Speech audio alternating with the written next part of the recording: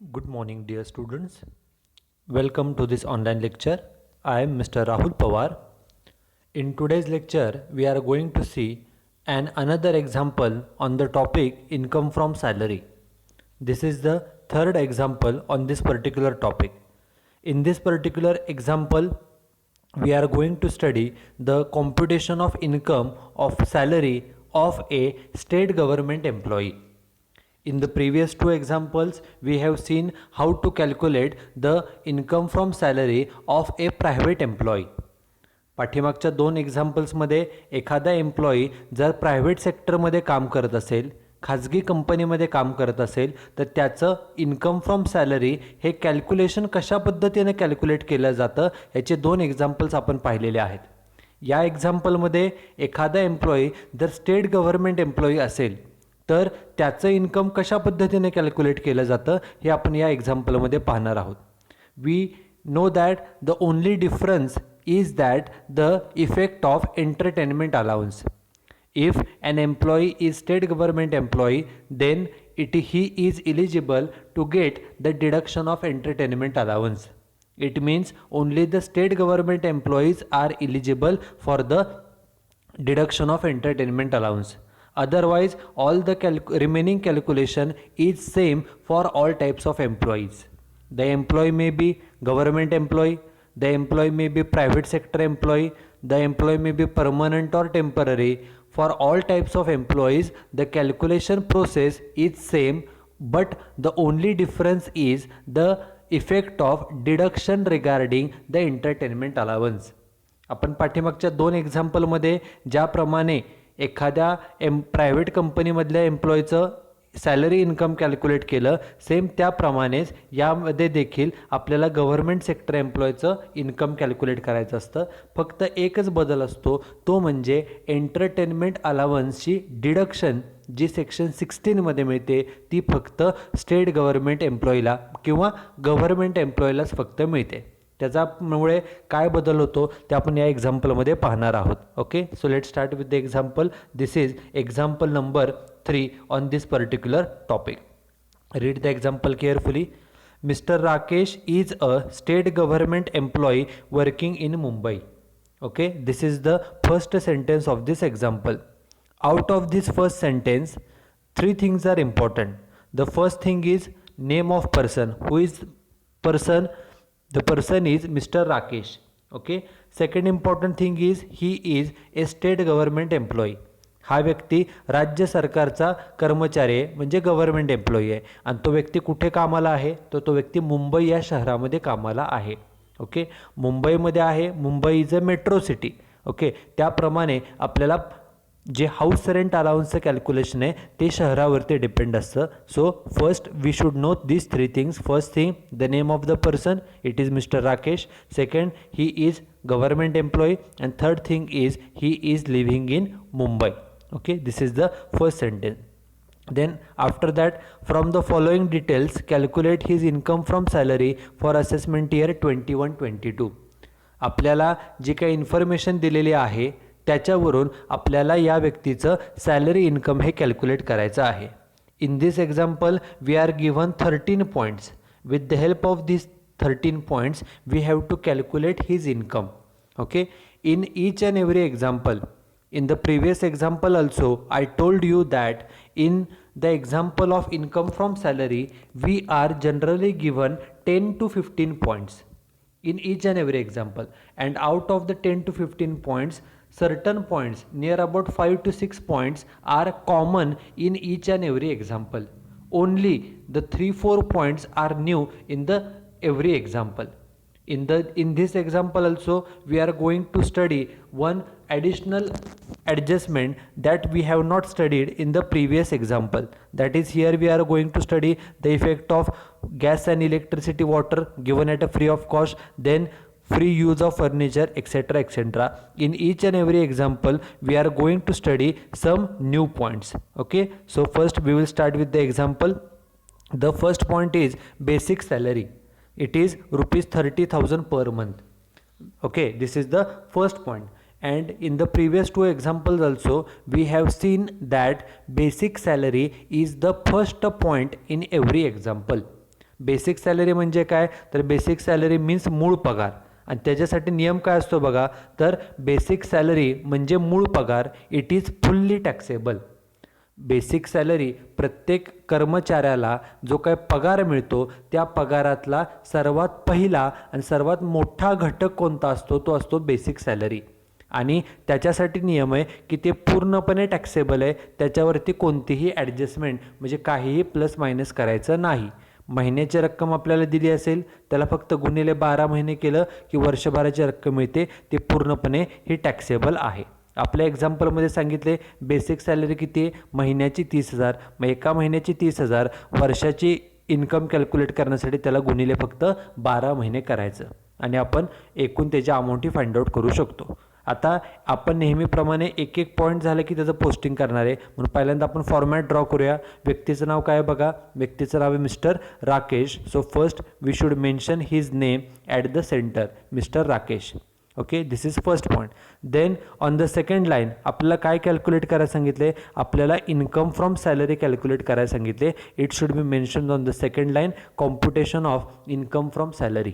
Okay, आपण कोणत्या हेडचे income calculate करतोय ते आपल्याला सेकंड लाईनला मेन्शन करावं लागतं. And on the third line the assessment year, assessment year किती आहे, 2021-22. It should be mention on the third line for assessment year 21-22. Okay, in the previous two examples also we have seen that before calculating the income from salary we have to mention these 3 points. First we should mention the name of person, second we should mention that we are calculating income from salary, and on the third line we should mention that we are calculating the income for assessment year 21-22. Okay, these are the 3 points which we have to mention. Now after mentioning these 3 points, now we have to draw the format for computing the income, in which the first column is particulars, second column should be amount in rupees, and third column should be also amount in rupees. It means we have to draw 2 columns for writing the amount. Okay, and first column is particulars, and we have to draw this format for 1 page or 1.5 page of the notebook. नोटबुकच्या पूर्ण 1 page किंवा 1.5 page आपल्याला हा format हा draw करावा लागतो.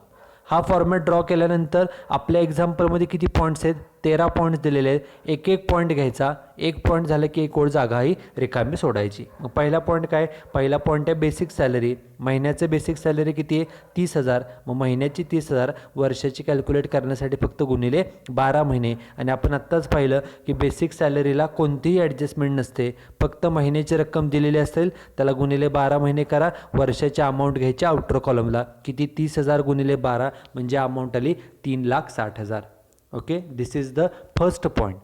And in each and every example the example always start with the basic salary. प्रत्येक एक्झाम्पलची सुरुवात ही basic सॅलरीनं होते आणि त्याच्यावर कोणतीही ॲडजस्टमेंट नसते. This is first point. Then second point काय, second point is dearness allowance. Okay, in the previous 2 examples also we have seen this particular allowance, that is dearness allowance. dearness allowance म्हणजे काय, तर dearness allowance means महागाई भत्ता. Okay, dearness allowance चा मराठी अर्थ काय होतो, तर महागाई भत्ता. आणि त्याच्यासाठी नियम काय, dearness allowance is also fully taxable and no any adjustment. dearness allowance जेवढा मिळालेला आहे एकूण वर्षभरामध्ये ती सर्व रक्कम ही टॅक्सेबल असते, त्या सर्व रकमेवरती टॅक्स द्यावा लागतो. ओके, मग त्याच्यासाठी सुद्धा महिन्याची रक्कम दिलेली असते की त्याला फक्त गुणिले 12 महिने केलं की ते आपलं आलेलं उत्तर आहे. मग किती आहे बघा, एक्झाम्पलमध्ये सांगितलं डिअरनेस अलाउन्स किती, 60% ऑफ बेसिक पे. आपल्याला डिअरनेस अलाउन्सची रक्कम पर मंथ अशी दिलेली नाही. ओके, पाठीमागच्या दोन्ही एक्झाम्पल्समध्ये डिअरनेस अलाउन्स महिन्याचं किती ते देत होते, त्याला फक्त आपण गुणिले 12 महिने केलं की आपल्याला डिअरनेस अलाउन्सची अमाऊंट मिळत होती. पण इथं काय सांगितलं आहे, डिअरनेस अलाउन्स किती घ्या, बेसिक पे जेवढा आहे त्याच्या 60% घ्या. मग आत्ताच आपण सोल्युशनमध्ये लिहिले बघा, डिअरनेस अलाउन्स किती घ्यायचा, तर त्यांनी सांगितले बेसिक पेच्या, हा बेसिक पे किती आला होता आपला 3,60,000. त्या 3,60,000च्या किती टक्के सांगितलं बघा, बेसिक पेच्या 60%. मग आपला बेसिक पे 360 आहे, 360च्या 60% किती येते ते, तर ते येतं 2,16,000 रुपये. ओके, आपल्याला त्यांनी सांगितलं आहे की डिअरनेस अलाउन्स किती आहे, तर जेवढा बेसिक पे आहे त्याच्या 60%, म्हणून बेसिक पेच्या 60% म्हणजे किती, 2,60,000. आपल्याला रेडीमेड अमाऊंट दिलेली नव्हती, त्यांनी सांगितलं की बेसिक पे जेवढा आहे त्याच्या 60% हा डिअरनेस अलाउन्स आहे. त्याप्रमाणे आपण डिअरनेस अलाउन्सचं कॅल्क्युलेशन केलं. आणि मागाशी सांगितल्याप्रमाणे dearness allowance is also fully taxable. जेवढी रक्कम मिळाली ती सर्व रक्कम ही टॅक्सेबल असते. This is second point. आता त्याच्यानंतर बघा थर्ड पॉईंट काय. Third point is entertainment allowance ₹1,000 per month. Okay, आणि प्रिव्हियस दोन्ही एक्झाम्पलमध्ये सांगितल्याप्रमाणे entertainment allowance it is the only point which has two effects. पहिला इफेक्ट काय करायचा, एंटरटेनमेंटसाठी करमणुकीसाठी पैसे मिळाले, मग पैसे मिळाले हे इन्कम आहे, पहिल्यांदा इन्कम आहे हे दाखवायचं. आणि दुसरा इफेक्ट, याची डिडक्शन ही सेक्शन 16 मिळते. फक्त कुणाला मिळते, गव्हर्नमेंट एम्प्लॉईला. हा एम्प्लॉई गव्हर्नमेंट एम्प्लॉई आहे म्हणजे याला ही डिडक्शन 100% मिळणार. या एक्झाम्पलमध्ये डिडक्शन कशी कॅल्क्युलेट केली जाते हे नवीन आपण या एक्झाम्पलमध्ये शिकणार आहोत. मग पहिल्यांदा इफेक्ट करूया. एंटरटेनमेंट अलाउन्स मिळाला. आता एंटरटेनमेंट अलाउन्सचा नियम काय, आपण प्रिव्हियस एक्झाम्पलमध्ये सुद्धा एंटरटेनमेंट अलाउन्सचा नियम पाहिलेला आहे. एंटरटेनमेंट अलाउन्स कशासाठी दिला जातो, तर it is given to employee to meet entertainment expenses of own and family members. स्वतःचं एंटरटेनमेंट त्याचबरोबर घरच्यांच्या एंटरटेनमेंटसाठी हे पैसे कंपनी आपल्या एम्प्लॉईला किंवा गव्हर्नमेंट आपल्या एम्प्लॉईला देते. आणि त्याचा नियम आहे it is fully taxable. Okay, तो पूर्ण रक्कम जेवढी मिळालेली आहे ती सर्व रक्कम ही टॅक्सेबल असते. मग आपल्याला बघा किती मिळाली रक्कम त्या व्यक्तीला, महिन्याला मिळालेत 1,000. मग महिन्याचे 1,000 आहेत, वर्षाचे कॅल्क्युलेट करण्यासाठी गुणिले 12 महिने. मग बघा एंटरटेनमेंट अलाउन्स महिन्याचं 1,000, वर्षाची रक्कम कॅल्क्युलेट करण्यासाठी गुणिले 12 महिने, 1,000 गुणिले 12 म्हणजे वर्षाची रक्कम किती झाली, ती झाली 12,000 रुपये. Okay, this is the third point. Entertainment allowance it is fully taxable. त्याच्यानंतर next allowance is medical allowance. Amount आहे 1,500 पर मंथ. आपल्याला महिन्याची रक्कम दिली, आपण सॅलरी इन्कम हे वर्षभराचं कॅल्क्युलेट करतो. एका वर्षामध्ये 12 महिने असतात, तेव्हा महिन्याची अमाऊंट दिली की त्याला फक्त गुणिले 12 महिने करायचा. आता मेडिकल अलाउन्सचा अर्थ काय, मेडिकल मीन्स मेडिकल ट्रीटमेंट. आपल्याला माहिती आहे की आपण जर आजारी असू तर आपल्याला ट्रीटमेंटसाठी दवाखान्यामध्ये जावं लागतं, काही ट्रीटमेंटसाठी खर्च करावा लागतो, बरोबर. मग हा जो मेडिकल ट्रीटमेंटचा खर्च आहे हा खर्च भागविण्यासाठी कंपनी किंवा गव्हर्नमेंट एम्प्लॉईला जादाचा पगार देते, त्याला मेडिकल अलाउन्स असं म्हटलं जातं. मेडिकल अलाउन्स म्हणजे काय, medical allowance means additional salary given to employee to meet the medical treatment expenses. Okay, आणि त्यालासुद्धा नियम आहे की जेवढी रक्कम मिळाली ती सर्व रक्कम ही टॅक्सेबल असते. आपलं फक्त एकच काम असतं की महिन्याला किती मिळाली रक्कम, ती एक्झाम्पलमध्ये किती सांगितलं बघा, ते आहे 1,500. महिन्याची रक्कम मिळाली 1,500, त्याला फक्त गुणिले 12 महिने करून वर्षाची किती मिळाली ती रक्कम कॅल्क्युलेट करायची आणि ती सर्व रक्कम ही टॅक्सेबल असते. बघा मेडिकल अलावन्स, ओके, खाली ब्रॅकेटमध्ये लिहिलं ₹1,500 पर मंथ, महिन्याचे 1,500, वर्षाची कॅल्क्युलेट करण्यासाठी गुणिले 12 महिने, किती अमाऊंट मिळाली, तर अमाऊंट मिळाली 18,000. Okay, the total amount received it is fully taxable and no any adjustment. जेवढी रक्कम मिळालेली आहे ती वर्षभराची सर्व रक्कम ही पूर्णपणे टॅक्सेबल असते. त्याप्रमाणे आपण वर्षाची रक्कम कॅल्क्युलेट केली आणि ती पूर्णपणे टॅक्सेबल आहे. This is the fourth point. Now, after that, the next point number 5 is bonus ₹60,000. Per month आहे का पर ॲनम आहे सांगितलेलं नाही, म्हणजे हा पूर्ण वर्षाचा बोनस असतो. Okay, generally the bonus is given during the Diwali festival. Okay, Diwali फेस्टिवलला नॉर्मली बोनस हा दिला जातो. इथं पर मंथ काय असं काय सांगितलं नाही, म्हणजे हा वर्षभराचा एकूण बोनस असणार आहे. बोनस काय दर महिन्याला दिला जात नाही, तो वर्षातून एकदाच दिला जातो. त्यामुळे हा वर्षभराची रक्कम आहे. किती रक्कम मिळाली एम्प्लॉईला, 60,000. आपण बोनसचा नियम अगोदर देखील पाहिलेला आहे. बोनसचा नियम काय, तर bonus received it is fully taxable and no any adjustment. Bonus जेवढा मिळालेला असतो तो सर्व रक्कम ही टॅक्सेबल असते. आपल्याला बोनस किती मिळाला आहे? 60,000 आहे तसं रक्कम घ्यायची. आउटर कॉलमला किती? 60,000. बोनस हा जनरली दिवाळी फेस्टिवलमध्ये दिला जातो. जेवढी रक्कम मिळते ती सर्व रक्कम ही असते टॅक्सेबल. हे झाले 5 पॉईंट. आता जो नेक्स्ट पॉईंट आहे ट्रान्सपोर्ट अलाउन्स, तो पाठीमागच्या एक्झाम्पलमध्ये देखील होता. मात्र या एक्झाम्पलमध्ये नवीन काय बघा, तर ट्रान्सपोर्ट अलाउन्स ₹4,000 पर मंथ, 4,000 रुपये महिन्याला मिळाले ट्रान्सपोर्टेशनच्या खर्चासाठी. आणि पुढे सांगितलं आहे ही इज हँडिकॅप्ड. हा जो कोण एम्प्लॉई आहे मिस्टर राकेश, हा अपंग आहे. आणि या अपंग असणाऱ्या एम्प्लॉईला गव्हर्नमेंटकडून ट्रान्सपोर्टेशनच्या खर्चासाठी महिन्याला 4,000 रुपये मिळतात. मग आता ट्रान्सपोर्टेशनचा नियम आपण पाठीमागे देखील पाहिलेला आहे. ट्रान्सपोर्ट अलाउन्सचा नियम काय बघा, it is given to employee. हा कशासाठी दिला जातो? To meet the daily transportation expenses from house to office and office to house. आपल्याला माहिती आहे की प्रत्येक एम्प्लॉईला सकाळी घरातून ऑफिसला जावं लागतं आणि काम संपल्यानंतर ऑफिसमधून घरी यावं लागतं. मग हा जो डेलीचा रोजचा येण्या जाण्याचा खर्च आहे, हा खर्च भागवण्यासाठी हा ट्रान्सपोर्ट अलाउन्स जो आहे तो दिला जातो. ओके, आता त्याच्यासाठी नियम काय, तर ट्रान्सपोर्ट अलाउन्स किती मिळाला पहिल्यांदा तो घेतला जातो. त्यामधून काही रक्कम एक्झम्प्ट म्हणजे माफ केली जाते. काही रक्कम माफ करायची आणि उरलेली रक्कम असते ती टॅक्सेबल. फक्त माफ किती करायची त्याच्यासाठी नियम आहे.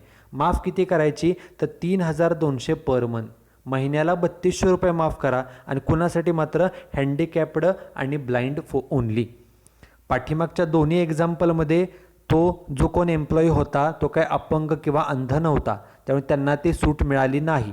मात्र या एक्झाम्पलमध्ये सांगितलं आहे की तो एम्प्लॉई जो आहे तो हँडिकॅप्ड आहे.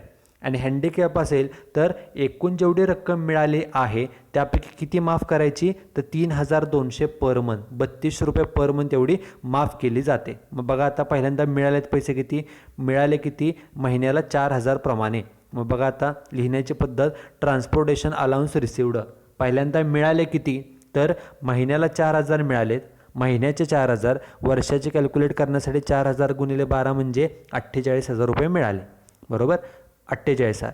त्यातून माफ किती करायचे, आपण आत्ताच नियम पाहिला की जेवढी रक्कम मिळालेली असते त्यापैकी माफ किती केली जाते, महिन्याला 3,200 रुपये एवढी रक्कम ही माफ केली जाते. मग महिन्याला 3,200 रुपये माफ करा, कंसामध्ये बघा ₹3,200 हे एका महिन्याचे आहेत. वर्षभराचे कॅल्क्युलेट करण्यासाठी गुणिले 12 महिने, 3,200 गुणिले 12, अमाऊंट इनर कॉलमला किती 38,400. म्हणजे मिळाले 48,000, त्यातले 38,400 एक्झम्प्ट म्हणजे माफ करा, वजाबाकी रे सोडून बाहेर, वजाबाकी किती आली तर 9,600. एकूण जेवढी रक्कम मिळालेली आहे त्यापैकी 3,200 एवढे माफ होतात. ओके, त्यामुळे जादाचे जे वरचे आहेत बघा, मिळताना मिळाले होते 4,000, 4,000पैकी 3,200 माफ करा, 4,000तून 3,200 गेले, राहिले किती फक्त 800 रुपये. महिन्याचे 800 गुणिले 12 महिने, 800 गुणिले 12, उत्तर किती येतं तर 9,600. कॅल्क्युलेशन करत असताना आपण जेवढा अलाउन्स मिळाला आहे त्यापैकी 3,200 रुपये पर मंथ एवढा माफ करा आणि उरलेला असतो तो म्हणजे टॅक्सेबल. ओके, हा झाला पॉईंट नंबर 6. यामध्ये हँडिकॅप्ड एम्प्लॉई आहे त्यामुळे त्या व्यक्तीला ही जी काही डिडक्शन आहे ती डिडक्शन ही मिळाली. त्याच्यानंतर नेक्स्ट पॉईंट आहे इंटरेस्ट ऑन RPF. RPF म्हणजे रेकग्नाइज्ड प्रॉव्हिडंट फंड. कोणताही एम्प्लॉई असो, the employee may be government employee और private sector employee, the employee may be class 1, class 2 और क्लास 3 एम्प्लॉई.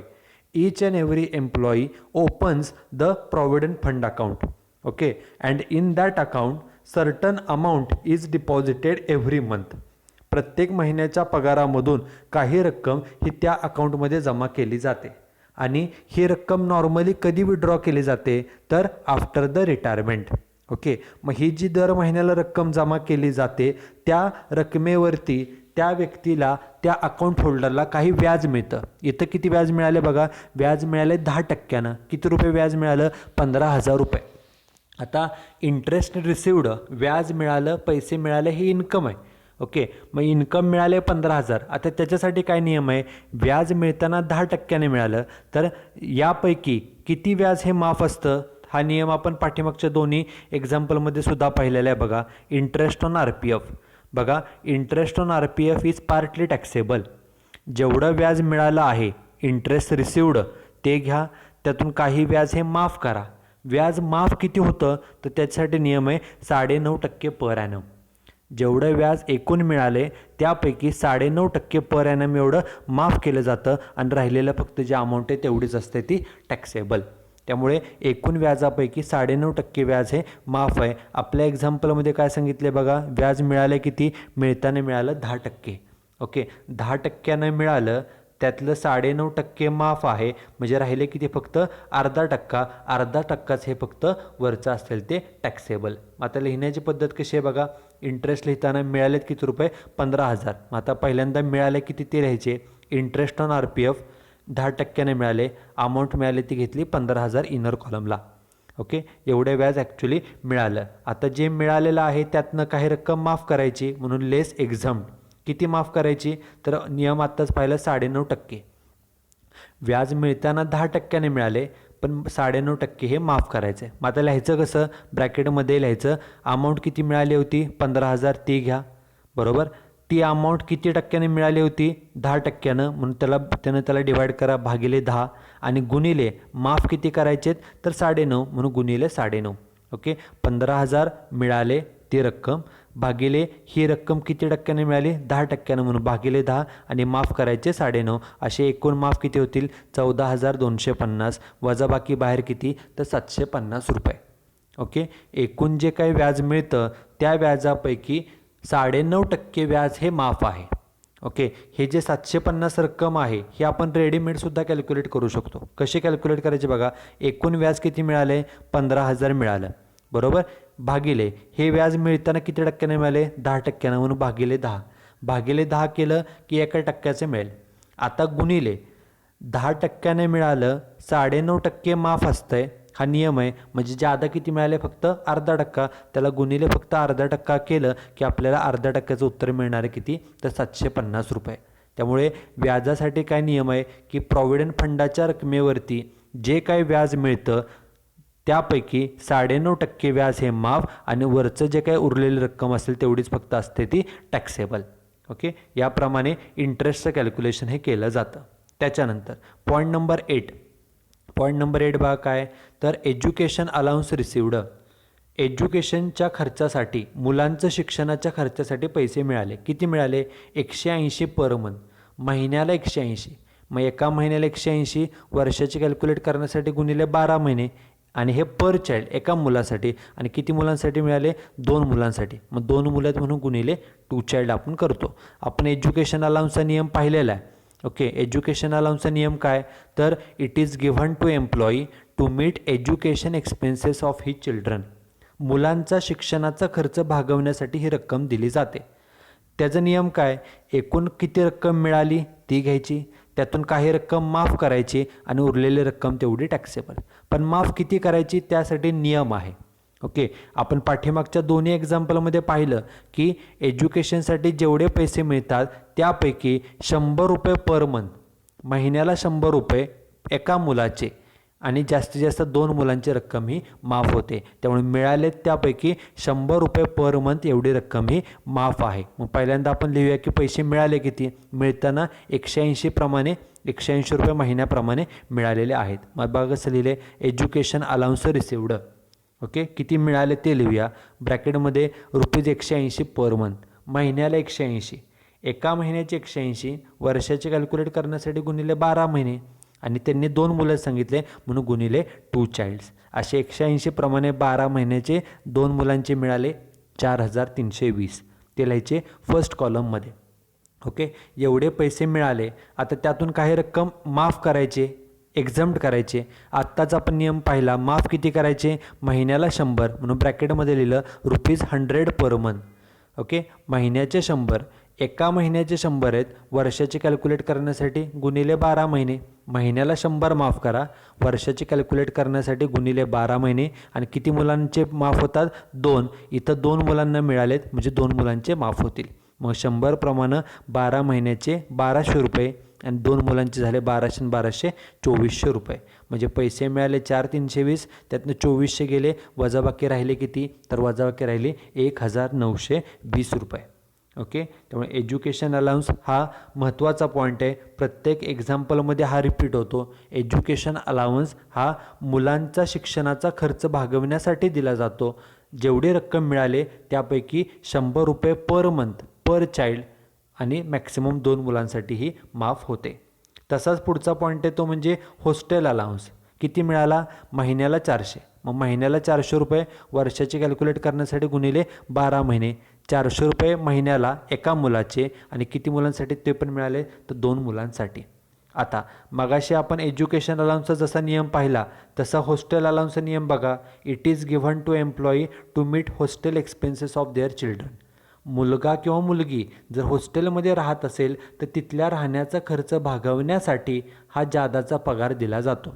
आणि याला पण नियम काय, किती रुपये मिळाले हॉस्टेल अलाउन्ससाठी ते घ्या, त्यातून काही रक्कम माफ करा, उरलेली रक्कम टॅक्सेबल.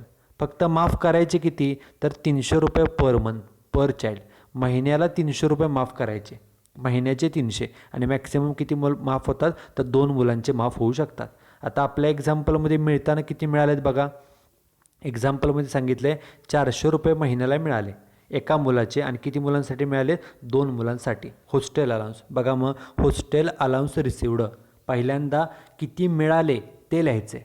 किती मिळाले सांगितले, 400 रुपये, म्हणून 400 पर मंथ. महिन्याला 400 मिळाले, वर्षाची कॅल्क्युलेट करण्यासाठी गुणिले 12 महिने, महिन्याचे 400 गुणिले 12 महिने, हे झाले एका मुलाचे. आणि किती मुलांसाठी पैसे मिळाले, 2 मुलांसाठी. मग 400 प्रमाणे 12 महिन्याचे झाले 4800, 2 मुलांचे झाले किती, 9600. एवढे पैसे मिळाले, त्यातून काही रक्कम करा एक्झम्प्ट. एक्झम्प्ट म्हणजे माफ. आपण आत्ताच पाहिलं हॉस्टेल अलाउन्स जो असतो त्या हॉस्टेल अलाउन्सपैकी किती माफ केलं जातं, तर महिन्याला 300 रुपये एवढी रक्कम ही माफ केली जाते. महिन्याला 300 रुपये. मग बघा 300 पर मंथ माफ करा, महिन्याचे 300, वर्षाचे कॅल्क्युलेट करण्यासाठी गुणिले 12 महिने, बरोबर. आणि 2 मुलांसाठी पैसे मिळाले, जास्तीत जास्त 2 मुलांचे माफ होतात म्हणून गुणिले 2 चाइल्ड्स, असे माफ होतील 7200.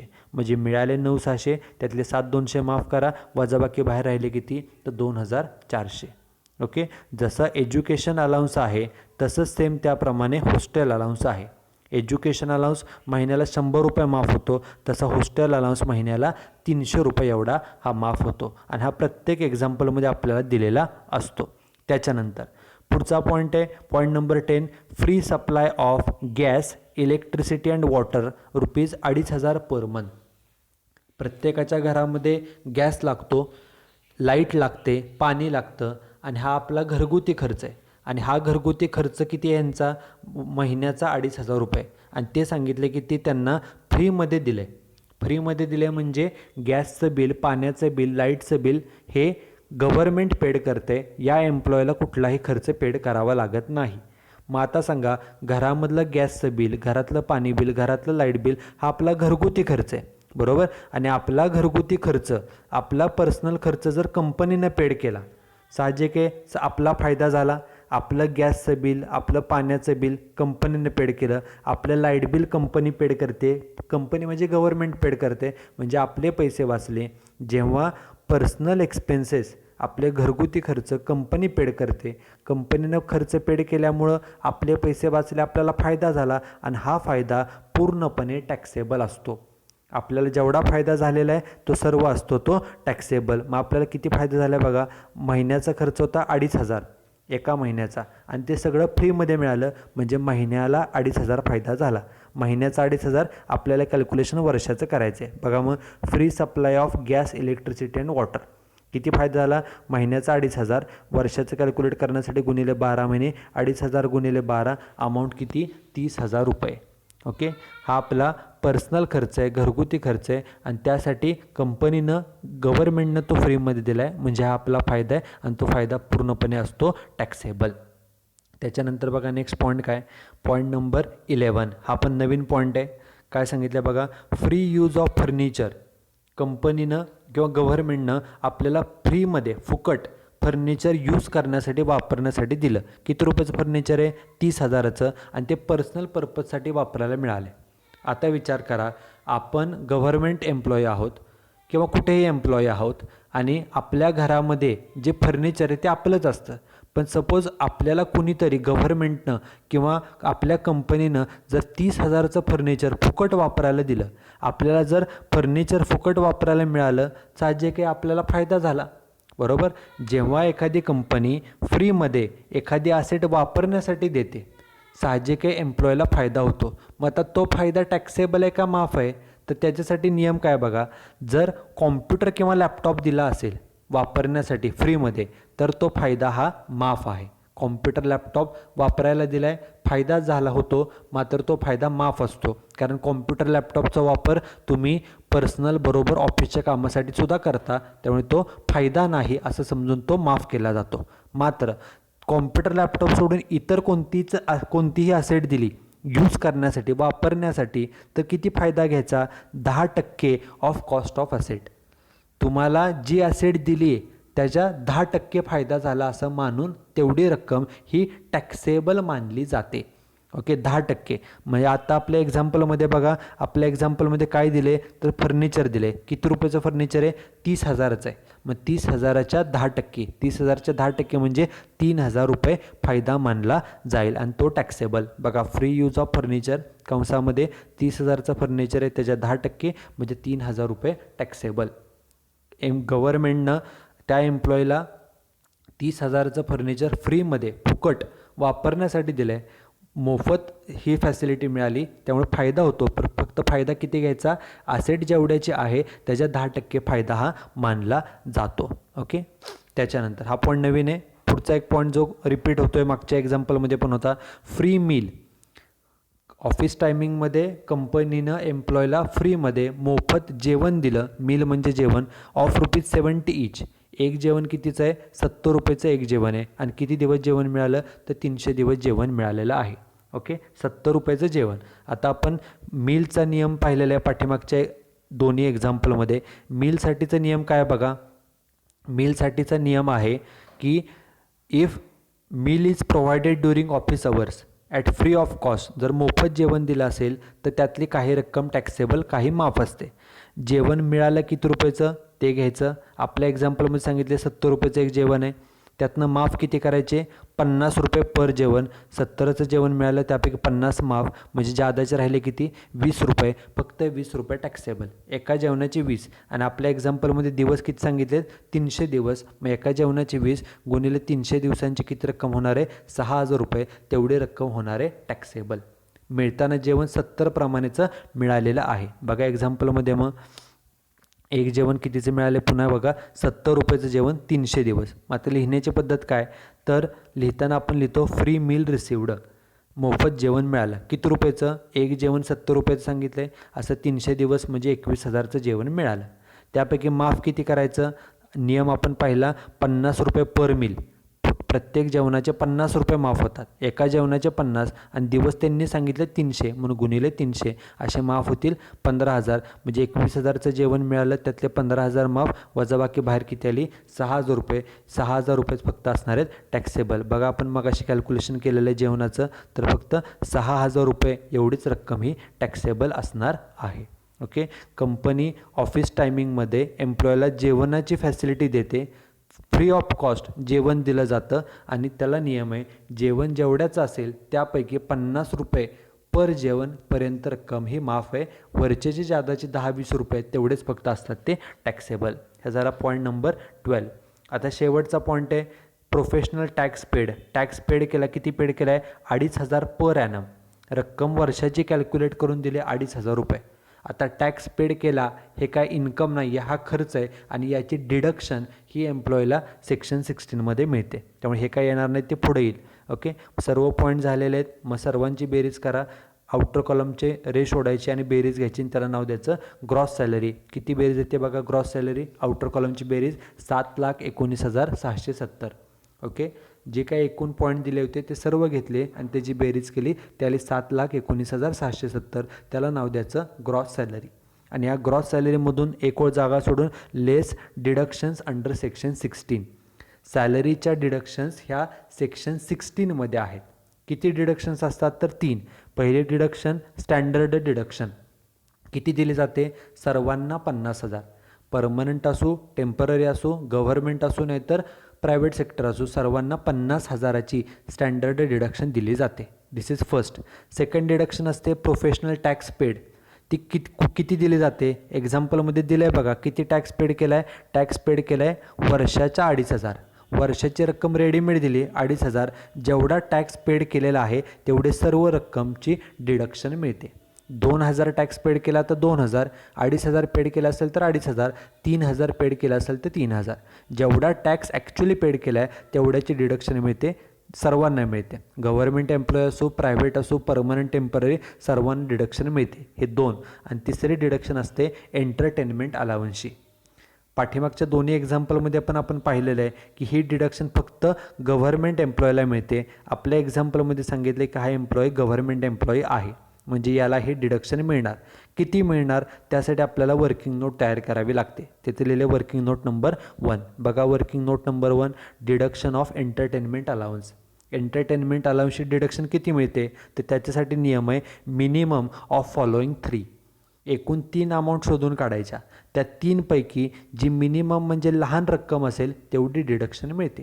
त्या 3 अमाऊंट कोणत्या? पहिली अमाऊंट असते ॲक्च्युअल एंटरटेनमेंट अलाउन्स रिसिव्ड. एंटरटेनमेंटसाठी ॲक्च्युली किती पैसे मिळाले? मग बघा आपल्या एक्झाम्पलमध्ये आपण सोल्युशनमध्ये एंटरटेनमेंट अलाउन्ससाठी पैसे मिळालेत किती रुपये? तर 12,000 रुपये आपल्याला मिळालेले आहेत. ओके, मग ते लिहिलं आहे ॲक्च्युअल एंटरटेनमेंट अलाउन्स रिसिव्ड 12,000. ही पहिली रक्कम. दुसरी रक्कम घ्यायची असते 20% ऑफ बेसिक सॅलरी. बेसिक पगाराच्या 20%. मग बघा सोल्युशनमध्ये बघा आपण लिहिलेलंच आहे बेसिक सॅलरी आपल्या आहे किती? बेसिक सॅलरी आहे 3,60,000, त्याच्या 20%. मग बघा बेसिक सॅलरी 3,60,000चे 20% म्हणजे किती? 72,000 रुपये. बेसिक सॅलरीच्या 20%. आणि तिसरे असते अमाऊंट ती म्हणजे मॅक्सिमम लिमिट. ती लिमिट आहे 5,000चं. ओके, ह्या तिन्हीपैकी जी अमाऊंट मिनिमम म्हणजे लहान, मग सांगा 12,000, 72,000 आणि 5,000 ह्यातली लहान रक्कम कोणती? तर 5,000. तेवढ्याची डिडक्शन ही मिळते. ओके, एंटरटेनमेंट अलाउन्सची डिडक्शन फक्त गव्हर्नमेंट एम्प्लॉयला मिळते. ते किती मिळते? तर ह्या तिन्हीपैकी जी लहान रक्कम असेल ती. ॲक्च्युअल एंटरटेनमेंट अलाउन्स रिसिव्ड तो एक्झाम्पलमध्ये दिलेला असतो. दुसरं बेसिक सॅलरीच्या 20%. बेसिक सॅलरी आपण सोल्युशनमध्ये घेतली त्याच्या 20%. आणि तिसरं म्हणजे मॅक्सिमम लिमिट आहे 5,000चं. हे लिमिट कायद्यामध्येच मेन्शन केलं आहे 5,000चं. ह्या तिन्हीपैकी जी लहान रक्कम असेल, तिन्हीतली लहान रक्कम काय? 5,000. त्यामुळे 5,000ची डिडक्शन मिळेल. त्यामुळे बघा एंटरटेनमेंटची डिडक्शन किती? 5,000 रुपये. ह्या 3 डिडक्शन्स आहेत. तिन्हीच्या खाली रेष सोडून बेरीज बाहेर घेतली. ह्या तिन्हींची बेरीज किती आली? 57,500. मग आपली ग्रॉस सॅलरी होती किती? 7,19,670. त्यातून 27,500 हे डिडक्शन्स वजा करायच्या. वजाबाकी किती राहिली? 6,62,170 रुपये. आणि त्याला नाव द्यायचं इन्कम फ्रॉम सॅलरी. ओके, हा जो कोण एम्प्लॉई आहे की जो एम्प्लॉई स्टेट गव्हर्नमेंटमध्ये जॉबला आहे, ज्याचं नाव आहे मिस्टर राकेश. ओके, हा जो कोण एम्प्लॉई आहे या व्यक्तीचं आपण इन्कम या प्रकारे हे कॅल्क्युलेट करतो. एक्झाम्पलमध्ये सांगितलं की हा नाव राकेश आहे, स्टेट गव्हर्नमेंट एम्प्लॉई आहे, मुंबईमध्ये काम करतो. तो व्यक्ती हँडिकॅप्ड आहे हे सांगितलेलं. त्याला काय काय कंपनीकडून फॅसिलिटी मिळाल्या, गव्हर्नमेंटकडून त्या सांगितलेल्या. त्याच्यावरून आपण हे इन्कम कॅल्क्युलेट केलं. किती इन्कम आलं? तर 6,62,170 रुपये. Okay, so this is how we calculate the income from salary. Okay, this is the third example on this particular topic. In this particular example we studied some new points, okay, like free use of furniture, like free supply of gas, electricity and water. And third new point which we have seen is how to calculate the deduction of entertainment allowance. Okay, entertainment allowance ची deduction कशी calculate केली जाते हे नवीन शिकलो. Furniture फ्रीमध्ये दिला असेल वापरण्यासाठी त्याचा इफेक्ट शिकलो. त्याचप्रमाणे जर घरामधलं गॅस बिल, वॉटर बिल फ्रीमध्ये मिळालं तर त्याचे इफेक्ट काय होतात हे आपण नवीन या एक्झाम्पलमध्ये शिकलेलो आहोत. प्लस ट्रान्सपोर्ट अलाउन्सची डिडक्शन कशी कॅल्क्युलेट केली जाते हे देखील आपण या एक्झाम्पलमध्ये शिकलेलो आहोत. Okay, this is example number 3. You should write down this example and solution in your notebook. In the next lecture we will see another example. Okay, so thank you very much.